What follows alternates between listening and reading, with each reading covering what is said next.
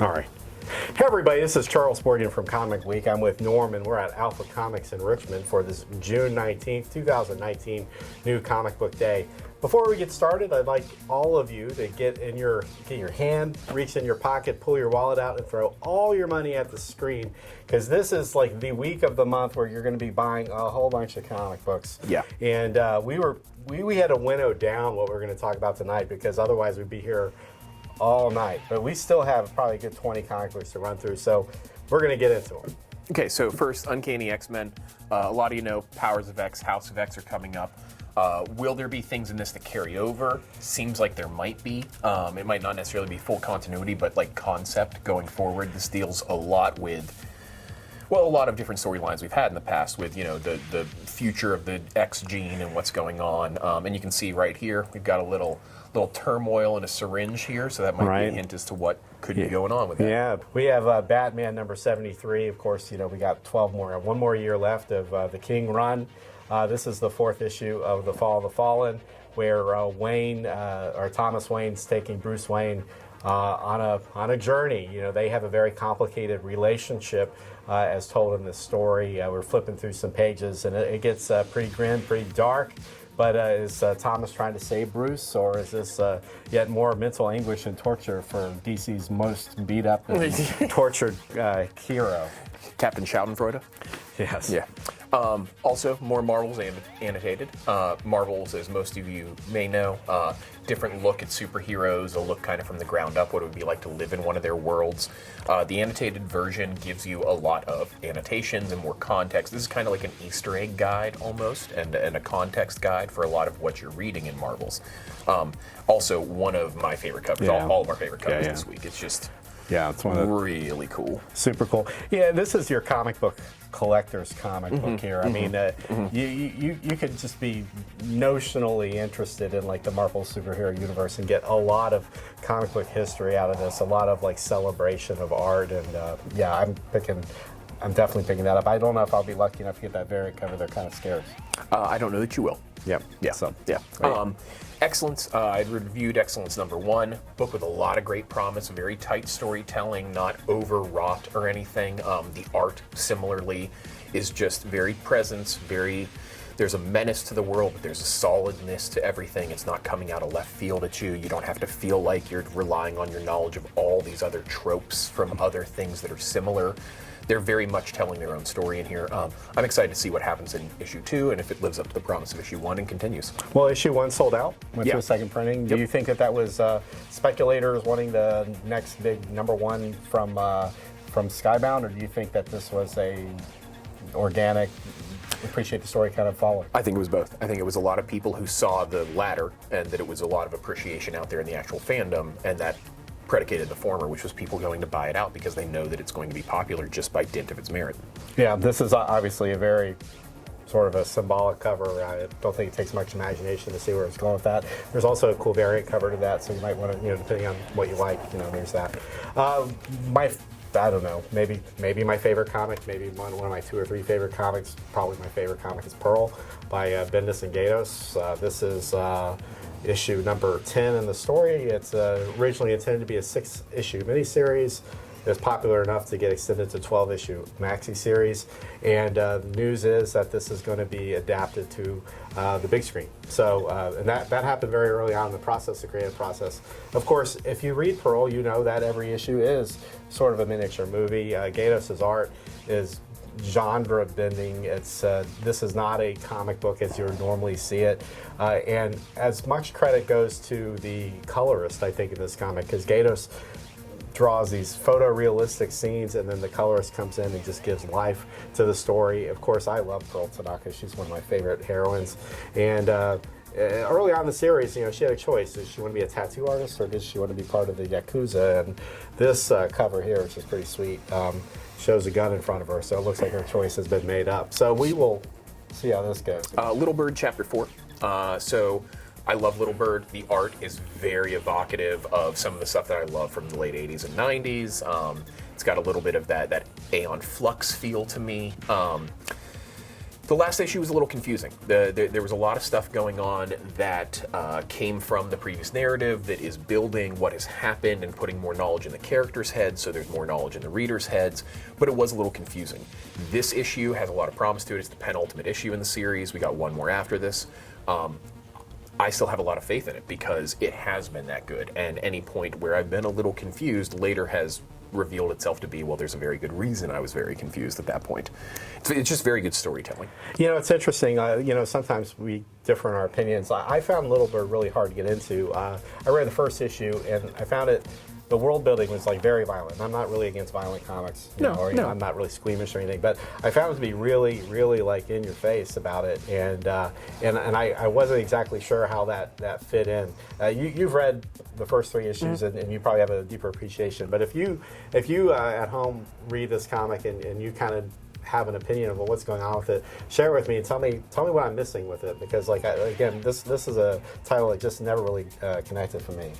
And it is, I mean, part of the storytelling is you don't find out until well into it that amount of violence can be visited upon some of the characters we're following without the same repercussions as other characters in the story.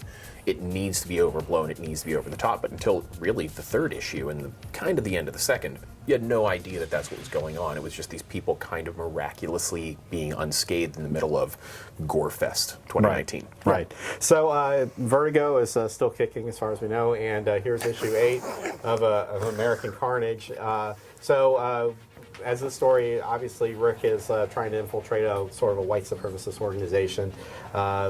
This very powerful political figure named Morgan is the head of it.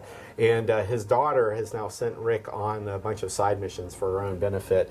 And those have not exactly developed as she had planned or hoped for. So in this issue, we're going to see, as you see, she's playing with him like a puppet, And we're going to see like what his new alliances within this space. Maybe they'll develop something, and maybe he can turn the tables on this. It's a very ripped out of the headlines kind of comic. Of course, a little bit of an exaggeration of reality, but Brian Hill really captures a great mood in this. And Hubert, who has been reviewing American Carnage for us on the website, constantly tells me that this really is set up like a television show. And a lot of comics, I think, these days do have that kind of episodic. Oh yeah, it's almost like it's a tryout. Hey, this would be a great pilot. Check this out. Absolutely. So a story like this, I mean, it could easily be on Showtime or HBO. It's that kind of story. So we are looking forward to reading this when we get this back home. A Walk Through Hell, Garth Ennis. I've been talking about it on our website. This is my big thing for the past year or so. It's a really familiar kind of epic tale in what's happening to the character, where they're going. It's kind of highlighted along the way. Garth Ennis tells you that I'm going to do these tropes, not red herrings, not throwing you for a loop every other page. But when you get there, it's a better done version of what you've already known. This one is bringing... This isn't necessarily the answers issue, because I don't believe that there is something like that in this series.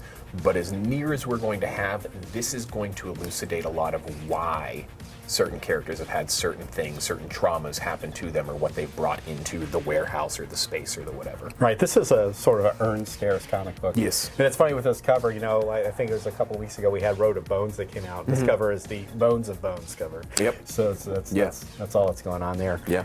Speaking of bones, but in a different context, we have Faithless number 3. Of course, this comes in the NSFW cover. I'm great.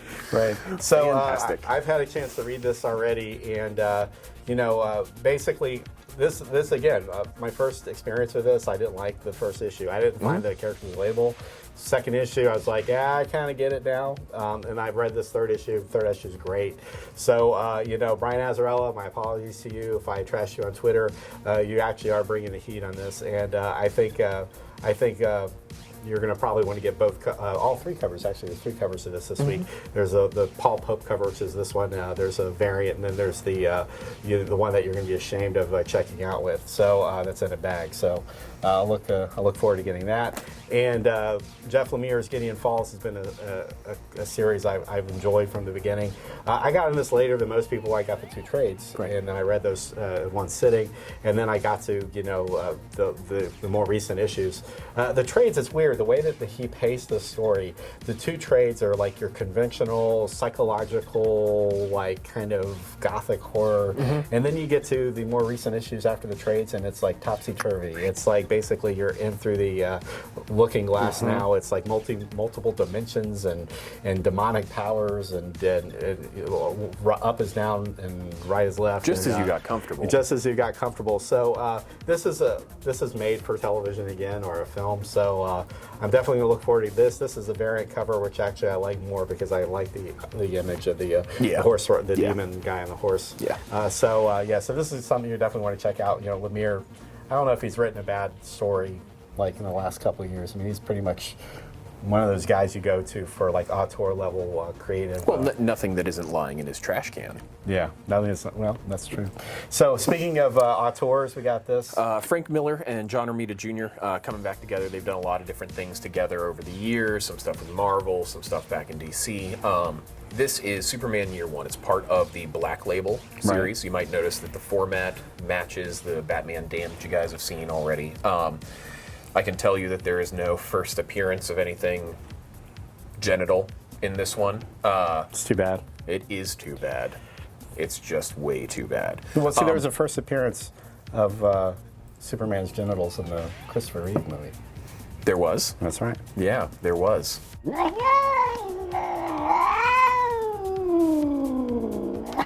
But not in comic continuity.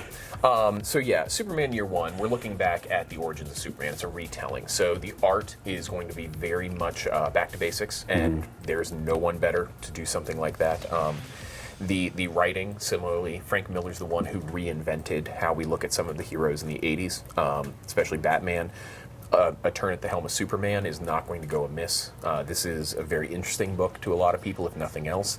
And it's hopefully going to breathe some new life into a character. And similar to what you were saying, like, Superman and I, we don't really get along. I appreciate it. There's good writing there, but I didn't grow up fighting Nazis or having one evil in the world, so I don't need a Superman. This, hopefully, is going to get back to some of his humanitarian, some of the reasons that he's adopted humanity as his cause. Right. A lot of the criticisms about Superman, I mean, he's sort of the Mary Sue of superheroes. Right. You know, people call him Super Pooper or whatever. Yeah, they sort of tease on him. But I think, this is an important moment for Frank Miller, because I think, he has ridden on a legacy of creating excellent comic book stories in the 80s, and his recent I think work hasn't really risen to that level. So there are people who may look at this and be skeptical.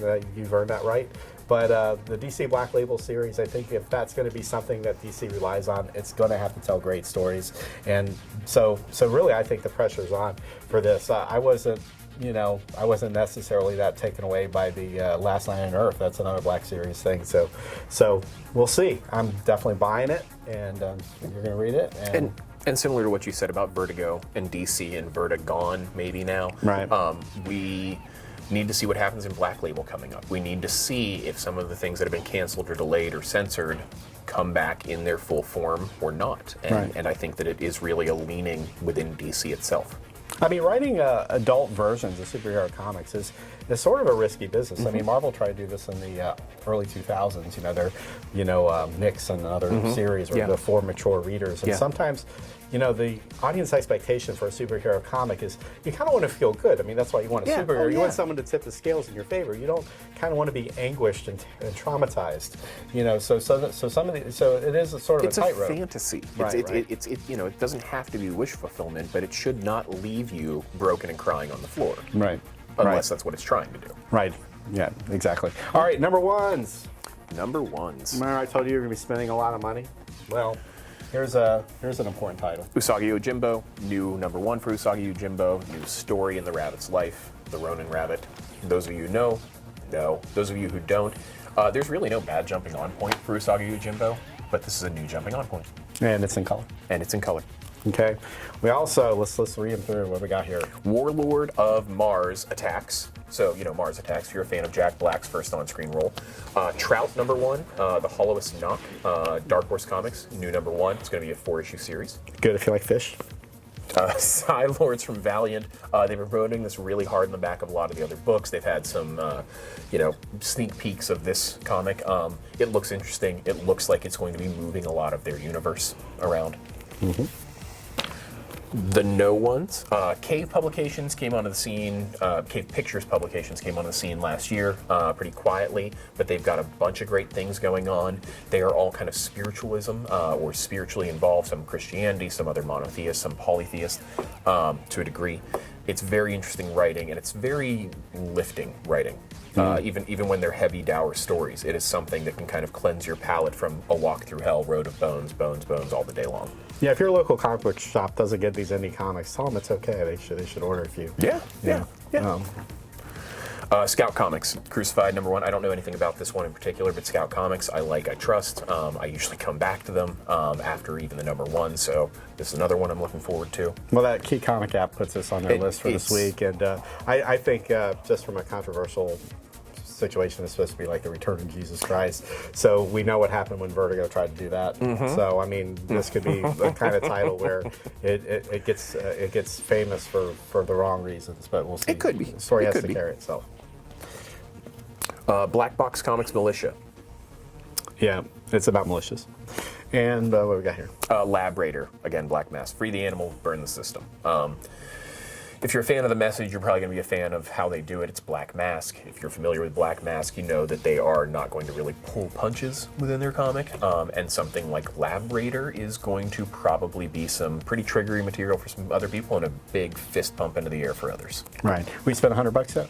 Yeah, we're going to. Okay. If we haven't, we will have by the time we take a second pass. Well, let's double that. So Okay. Marvel, this is a delayed trade. Marvel was going to put this out. I think they were going to call it like the best of the Bronze Age, but apparently Bronze Age, probably the marketing guy said, eh. So it's called Decades Marvel in the 90s. So this is when we were growing up. Yeah, I guess We were growing up, right? I'm still growing up now. Right. So you get some Generation X holiday specials. What else you got in here?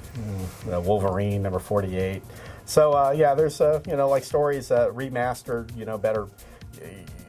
You youngins don't have like the low quality printing that we had back in the 90s. So these are better versions of things that we would have done. Burn your fingertips off by the end of the read. Well, yeah, we had to read uphill both ways. Then we have the Sandman Universe first trade for Lucifer, and this is probably a $40 hardcover. Yep. Oh. Yeah. So rolled and sold. Any comic book shop that carries this probably sells out of it.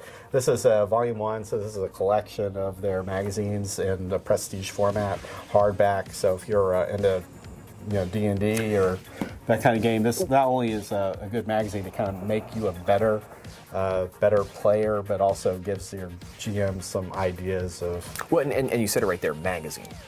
We did grow up, reading up hills both directions. Dragon Wizard magazine were something you had to find. Not everywhere carried it, and if they did carry it, they only carried so many, and you had to get there before the other alpha level nerds in your community. Rolled and Told is as close as we're going to get to that again. So, like, as the resident old head here at Alpha, I show that to a lot of young people who are in here for RPG games. I buy 2 copies of each one that comes out, one for my archive because it's good fodder, and another one for my DM. Because Wizards hasn't been doing $15, $20 supplements any longer. Right. You have a full adventure in most of their books. For the individual issues, you're looking at $7.99. For that, you're looking at, what do you say, $40? $40. Yeah, but this is like... That's an incredible amount, and it has a great amount of adventure craft, player craft, the meta stuff that you have to figure out as a DM around the table. And it can serve the players as well, because if you don't want to be the one who's a turd in the punch bowl every week, maybe there's something in there for you to learn how to play to your class and not how to play to your preferences as a person. Right, and also... this is the kind of game that you can play your whole life once you actually get past that learner's curve where you actually get to the point where it's not just rolling your 1d20 to see if you pass the check. Did you or climb a something, ladder? Yes. So this is the kind of thing that's really just an enriching. It's basically an investment in your hobby by getting a magazine like this and consuming this. Absolutely. So I mean, if you don't think comic books are in a good place after seeing all these comic books, what's coming out this week? I mean, I don't know what else this industry can do for you. I mean, these are some incredible reads. We're going to probably spend hours and hours going through this, and happens every week. I said it to you when we were looking at the list for what comes out this week. This is like all of our chickens coming home to roost in 1 week, and there are other ones out there, but this is the bulk of the stuff that I have not only followed a little bit, but followed. When Right. it comes out, I've read it within 24 hours of being able to buy the issue. There's now more than probably 24 of the next hour's worth of reading for me to read all the issues from this week. Right. So anyway, this is your long box for this week. Let's thank our people. So on the YouTube side, we have a Azusa fan. He gave us a nice comment, and we hope you enjoy your comics this week and also your next bowl. Experience Anomaly, thank you. I hope you liked our recommendations and tell us what you read. If you like any of these, just let us know. Also, if we don't cover a comic you like, let us know. Maybe we don't know about it. Yeah. Or maybe we're just ignoring it because we hate it. Or maybe the local comic shop doesn't have that, and we need to learn about that publisher. Mass Panther, thank you for your feedback. Also on our Facebook, we want to thank Dewey McCoy, Jeffrey Summers, Gabriel Mata, and Matt Adcock on the Alpha side. And from Alpha Comics, we had Erica Sheed, David Scott Lane, Linda Redmond coming in twice, Stephen Newchuck, Alon Mower, which that's twice for you as well, Right, that's right. Joe Green, Joseph J. Maltby, maybe, and Jordan Turner. So thank you guys. A lot of you, once again, came in here, told me what you thought about it, put it on there so he can hear, and he doesn't have to hear it from me as well. But we're really glad that, we're doing something that you seem to enjoy watching us enjoy doing. You're taking vacation this week? Family reunion. Yeah. Vacation. Yeah. Okay, so you got time. You're going to be reviewing something before you go, or? Yeah, I'm going to be doing Faithless number 3. All right. Because, I got a bone up on that one. Yeah, well, there's a lot of that going around. So we'll cover. Obviously we're going to have Pearl, American Carnage, probably one or two. I'll probably do Black Badge, and which we didn't preview here, but that's out too. So anyway, for Comic Week and for Norm at Alpha Comics, we'll see you in a week and enjoy your.